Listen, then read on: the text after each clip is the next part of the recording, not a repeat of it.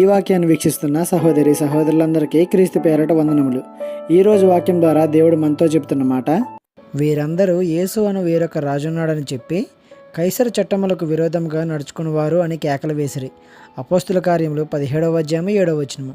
యేసయ్య గురించి ఎవరైనా వింటే ఆయనపై ప్రేమ కలుగుతుంది. ఆయనను రాజుగా స్వీకరిస్తారు. ఎందుకంటే ఆయన మాటల్లో ఆప్యాయత, ఆయనలో జాలి, కరుణ, సాత్వికం కలిగి ఉంటాయి. ఈ వాక్యంలో ప్రజలు కూడా యేసయ్య గురించి విని వారిని పరిపాలిస్తున్న రాజు చట్ట వ్యతిరేకంగా నడుచుకుంటున్నాడని, యేసయ్యకు మాత్రమే రాజుగా ఉండే అర్హత ఉందని అంటున్నారు. మన హృదయంలో కూడా ఆయనను రాజుగా ఉంచుకుంటే మనం ఏ విధంగా జీవించాలో, ఎలా నడుచుకోవాలో అని బోధిస్తారు.